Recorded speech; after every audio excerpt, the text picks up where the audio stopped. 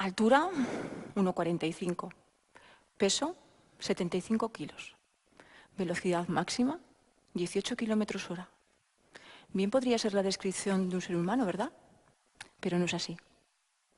Hace unas décadas asistíamos asombrados, expectantes, incluso miedosos, a películas protagonizadas por robots que nos hacían soñar que aquellas tareas más complicadas eran todas tareas mecanizadas o asistidas. Ese futuro ya es presente. Y es que, una vez más, se hace cierto el aforismo de que no hay nada cierto, no hay nada nuevo bajo el sol, sino solo su evolución. Primero se trataba de una robótica primitiva, mecanizada. Todavía nos sorprende cuando Leonardo da Vinci en 1495 diseñó el primer robot androide. Pero es que a partir de entonces el desarrollo ha sido exponencial y lo que ahora nos parece nuevo, dentro de unos años, no lo será. El desarrollo de estos robots están haciendo que permitan o que puedan salir de su hábitat natural, de su hábitat encerrado en las empresas, en los laboratorios, salgan al exterior y que comiencen a mantener una relación de tú a tú con los seres humanos. Ya parece que queda lejos aquel día de 1997, en que un ordenador fue capaz de vencer al campeón del mundo de ajedrez, Garry Kasparov. En aquellos momentos Kasparov no pudo decir otra cosa más que al menos la máquina no pudo alegrarse por la victoria.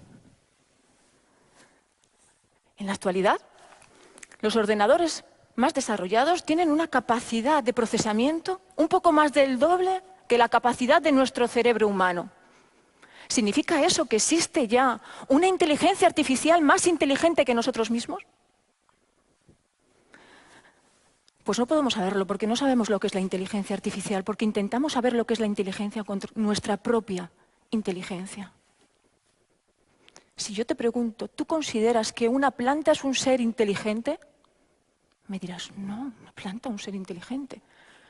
No puede ser. Pensad, las plantas luchan entre sí por conseguir la luz. Las plantas se direccionan, se posicionan buscando la luz óptima. Quizás esto pueda ser una forma de inteligencia, pero es que esta forma de comportamiento no se da solo en el mundo vegetal, se da también en el mundo animal, en el mundo de las bacterias, de los hongos y también en el mundo virtual. Están por todas partes.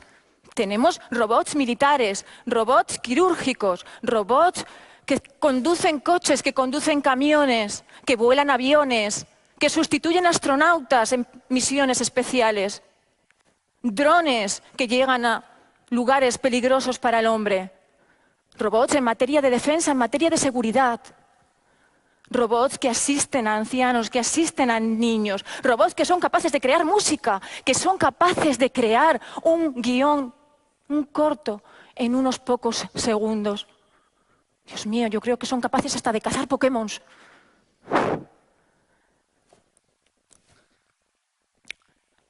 Pasará poco tiempo para que los robots lleguen al 100% de los oficios. Y no tenemos por qué preocuparnos, ¿verdad? Porque son inofensivos, ¿no? Hace unos meses veíamos en la prensa cómo un conductor moría mientras dormía a bordo de un coche que estaba conducido por una inteligencia artificial. Lo que no nos dijo la prensa en aquellos momentos es que esa inteligencia artificial es el doble de fiable que un conductor humano. Pero los humanos, como tales, se nos permite cometer errores. ¿A una inteligencia artificial? No.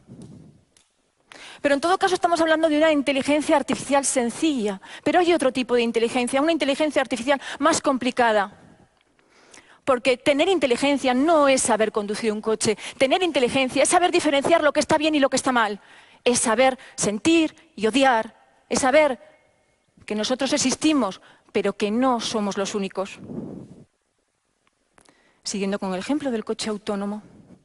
Imaginaros un coche que circula con una niña a bordo, un coche conducido por una inteligencia artificial a 80 km/h por una carretera. De repente salen otros 3 niños, por error, se abalanzan frente al coche. ¿Qué tendría que hacer esa inteligencia artificial en unas milésimas de segundo? ¿Qué decisión tendría que adoptar? ¿Tendría que dar preferencia al número de individuos, a la calidad de estos? ¿Tendría que tener en cuenta si se han cumplido o no las normas de seguridad?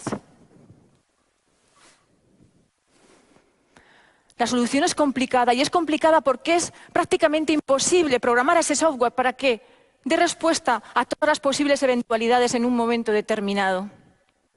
¿Qué haría la inteligencia artificial en ese caso?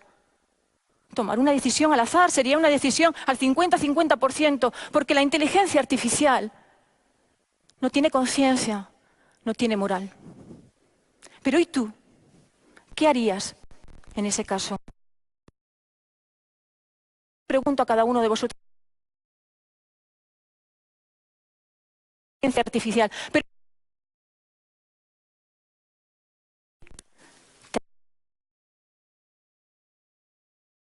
moral. La máquina no.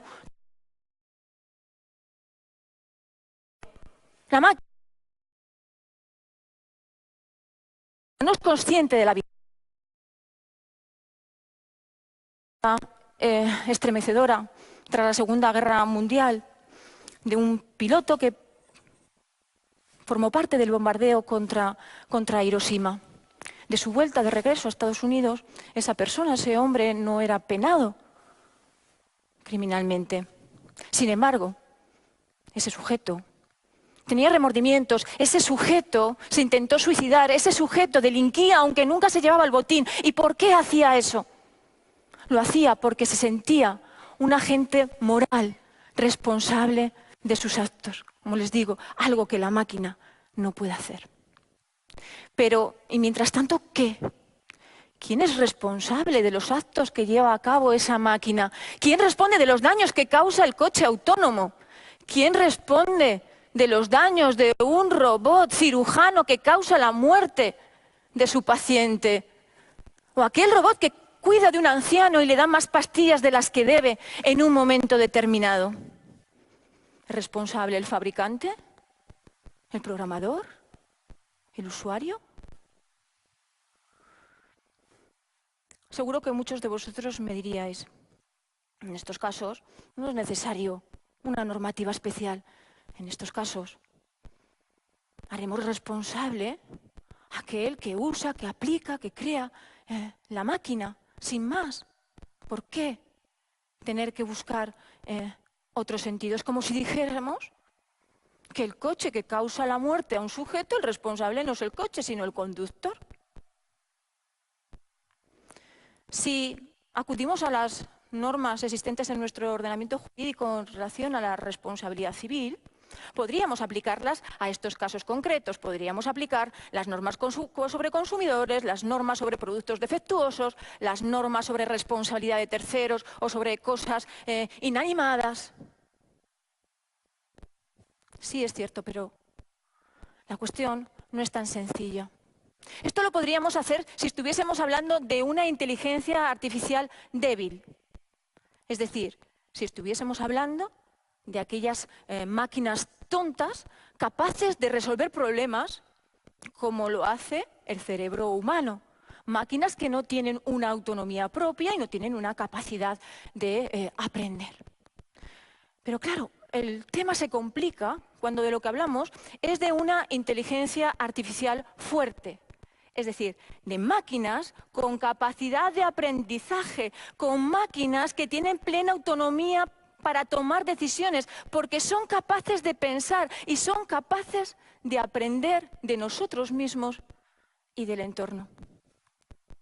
En estos casos, ¿quién sería el responsable de esos algoritmos que toman decisiones por sí mismos sin seguir ninguna decisión preprogramada? La decisión en estos casos se complica, porque en muchos casos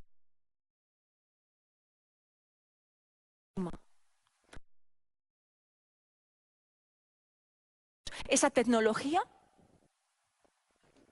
parece que restringir no sería lo más adecuado, porque si nosotros restringimos la tecnología, lo que estamos haciendo es poner freno a la misma. Si tú al fabricante de un coche le dices que para que ese coche salga al mercado tiene que tener una máxima fiabilidad, no puede cometer ningún tipo de accidente, seguro que ese fabricante no lo puede hacer porque le hemos puesto el listón demasiado alto. Y como os digo, esto es como poner puertas al campo, es como frenar la tecnología con las ventajas que antes hemos dicho, por ejemplo, de evitar determinados accidentes.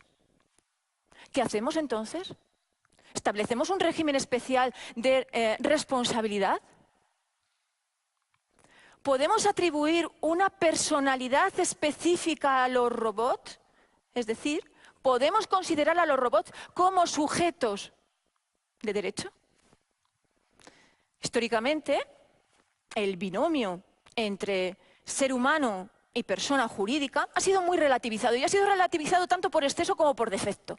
Por defecto, porque a los esclavos se les consideraba que no tenían personalidad, o por ejemplo por exceso porque a las propias ciudades se las hacía responsables de sus actos. Como os digo, persona y ser humano no tienen por qué ir unidos, y lo vemos en la actualidad. El ejemplo clásico, el ejemplo más representativo, más paradigmático es el de las personas jurídicas. Las personas jurídicas, como los robots, no tienen emociones, no tienen sentimientos, no tienen carne, no tienen hueso. Y sin embargo, las personas jurídicas responden por los actos de sus dirigentes, incluso por los delitos. ¿Podríamos entonces considerar a esas máquinas, a esos robots sujetos de derecho? ¿Responderían? Ya se habla de una posible responsabilidad objetiva de los robots, por lo tanto no tendremos la necesidad de demostrar la culpa del que ha causado el daño. Responsabilidad objetiva que iría en proporción a la autonomía del robot. A mayor autonomía del robot, menor responsabilidad de las partes. Y para asegurarnos la indemnización de la víctima, haríamos al fabricante contratar un seguro para estas eventualidades. En todo caso, si el futuro legislativo va hacia esta dirección, el legislador tendrá que plantearse también la posibilidad de reconocer derechos a los robots, es decir, hacer responsables a los hombres también de los actos que realizan o frente a posibles abusos que realicen frente a los robots. ¿Significa esto que si nosotros en un determinado momento, frustrados por cualquier motivo, le damos fuerte a la tecla del ordenador, tenemos que tener miedo de que algún día nos puedan denunciar por abuso de autoridad? Hombre, no queremos llegar a tanto, pero igual lo entendéis mejor si vemos la capacidad de empatía que se establece entre los hombres y entre los robots. Existe un proceso cognitivo denominado pareidolia, por el cual los hombres, las personas intentan buscar figuras, rostros humanos en todas las cosas que vemos. Y cuanto más antropomórfico es un objeto, más lazos establecemos contra él o con él. Fijaros, la mimetización llega hasta tal punto que se piensa que dentro de unos años las personas conseguiremos enamorarnos de los robots. Conseguiremos o tendremos relaciones sexuales con ellos o incluso establecer relaciones matrimoniales. Pero claro, ¿cuál es ese límite que marca el punto desde un robot hasta un ser humano? ¿Qué es lo que le puede hacer reconocerle o qué nos puede hacer reconocerle derechos? Antes decíamos, las máquinas no sienten, pero ¿qué es sentir? ¿Es el sentimiento el que nos está diferenciando a los seres humanos de los robots? Tened en cuenta que ya están en el mercado los primeros cyborgs. Antes lo mencionábamos. Ya están en el mercado los primeros cyborgs. Y tarde o temprano todos terminaremos con prótesis. ¿Qué parte de nuestro cuerpo nos tendrán que quitar para que dejemos de ser seres humanos? ¿El corazón? ¿El cerebro?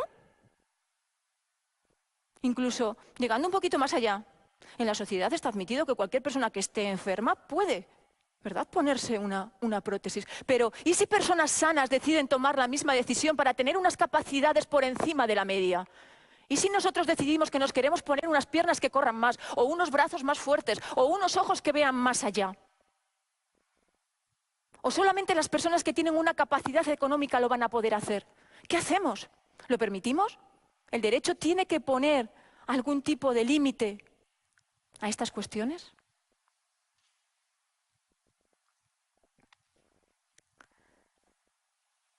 Como decíamos antes, los robots no sienten, los robots no tienen emociones. El problema es que esos robots acabarán comportándose como tal. Esos robots se les acabarán programando para que lloren, para que se pongan contentos, para que se enfaden, para que nos abracen cuando lo necesitemos. Y eso hará que establezcamos unas especiales relaciones con ellos. La verdad es que si nosotros nos fijamos en la relación que tienen, por ejemplo, en Japón con las mascotas, es increíble. En Japón a las mascotas no se las considera como meros objetos. En Japón a las mascotas les consideran como sujetos a los que darles cariño, a los que darles atención, a los que darles cuidado. Recientemente se hacía un experimento con una audiencia a las que se les entregaba pequeños robots dinosaurios para que jugaran un ratito con ellos. Al cabo de un tiempo se les daba artilugios para que los hiciesen daño. Y la gente no se atrevía a hacer daño a esos robots dinosaurios, cuando nada les hubiese importado tirar a la basura un coche dirigido que tuviesen antiguo en su casa. ¿Y sabéis por qué pasa eso? Porque esas figuras humanas o animales que tienen autonomía se comportan como si estuviesen vivos. Y eso nos hace a nosotros despertar hacia ellos determinadas emociones. En una charla reciente donde se intentaba demostrar la estabilidad de carga de un robot, el operario le daba patadas, le empujaba, le maltrataba. Rápidamente en todas las redes sociales se incendiaron, diciendo que eso no podía ser, que eso era un maltrato para el robot. A mí me recuerda mucho a la protección que debemos a los animales, ¿verdad? Quizá ese sentimiento humanista que está detrás de la protección de los animales, algún día se lo podamos aplicar a los robots y algún día reclamen también sus derechos. En definitiva, cuestiones todas ellas importantes que nos sitúan a los juristas ante dilemas importantes en los próximos años. Fijaros, las normas jurídicas no son otra cosa que las normas de comportamiento, las reglas de juego que establecen el comportamiento de una sociedad en general o de unos individuos en particular.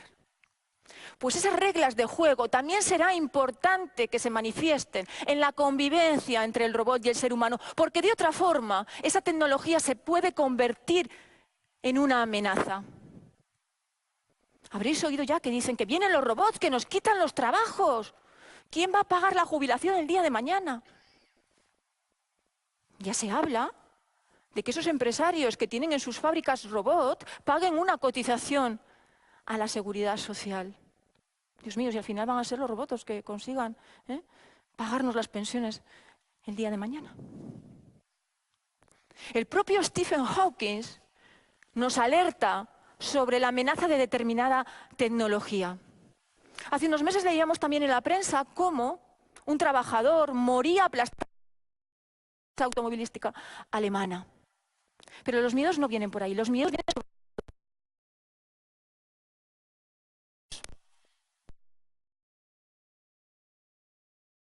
sin que un ser humano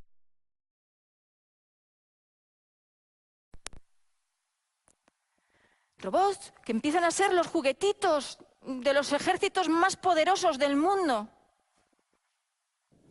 Dios mío, ¿cómo ha cambiado la guerra? Si Nelson, Napoleón no levantaran la cabeza. En definitiva, problemas que es necesario afrontar.